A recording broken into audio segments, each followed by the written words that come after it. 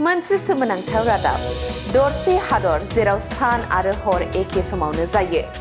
बबेहायबा breakfast जादोंब्ला बबेहायबा मोनानि जाग्रा आदार जादों सुबुंफोरा। मुलुगनि गुबुन गुबुन हादरफोराव समनि फारागथि थानाया सरासनस्रा। जुदि हादरा गिदिरब्ला अब्ला हादरनि सिङावबो टाइम जोनफोरा गुबुन गुबुन जानो हागौ। नाथाय दरसे हादरावनो मोनसे समावनो हर आरो सान मोन्नैबो जायो।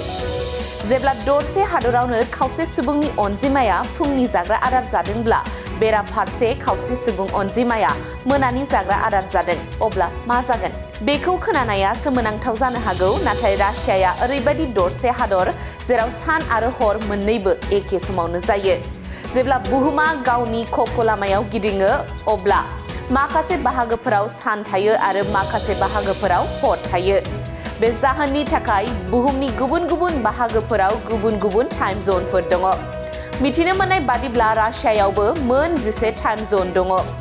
बेनि जाहोनाव रासियानि गुबुन गुबुन बाहागोफोराव घड़ीफोरा गुबुन गुबुन सम दिन्थियो। बिदिन्थि बायदियै जेब्ला रासियानि सानजाहा बेलासिनि 1 रिंगा अब्ला सिगांनि मोनायाव सोनाबाव 12 रिंगा जायो। बियो 12 घन्टानि फारागथि।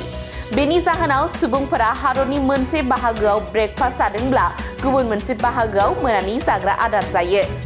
बोसोरफ्रोमबो मेनिफ्राय जुलाइसिम फ्राय 75 सान थायो जेब्ला रासियायाव सान आरो हर एखे समावनो जायो। बे जाहोननि थाखाय बे हादरखौ कान्ट्रि अफ मिडनाइट सानबो बुंनाय जायो। मोनसे सोमोनांथाव रादाब दरसे हादर जेराव सान आरो हर एखे समावनो जायो। बबेहायबा ब्रेकफास्ट जादोंब्ला बबेहायबा मोनानि जाग्रा आदार जादों सुबुंफोरा। मुलुगनि गुबुन गुबुन हादरफोराव समनि फारागथि थानाया सरासनस्रा। जुदि हादरा गिदिरब्ला अब्ला हादरनि सिङावबो टाइम जोनफोरा गुबुन गुबुन जानो हागौ। नाथाय दरसे हादरावनो मोनसे समावनो हर आरो सान मोन्नैबो जायो। जेब्ला दरसे हादरावनो खावसे सुबुंनि अनजिमाया फुंनि जाग्रा आदार जादोंब्ला बेराफारसे खावसे सुबुं अनजिमाया मोनानि जाग्रा आदार जादों, अब्ला मा जागोन? बेखौ खोनानाया सोमोनांथाव जानो हागौ, नाथाय रासियाया ओरैबायदि दरसे हादर जेराव सान आरो हर मोन्नैबो एखे समावनो जायो। जेब्ला बुहुमा गावनि लामायाव गिदिङो अब्ला माखासे बाहागोफोराव सान थायो आरो माखासे बाहागोफोराव हर थायो। बे जाहोननि थाखाय बुहुमनि गुबुन गुबुन बाहागोफोराव गुबुन गुबुन टाइम जोनफोर दङ। मिथिनो मोननाय बादिब्ला रासियायावबो मोन 10 टाइम जोन दङ। बेनि जाहोनाव रासियानि गुबुन गुबुन बाहागोफोराव घड़ीफोरा गुबुन गुबुन सम दिन्थियो।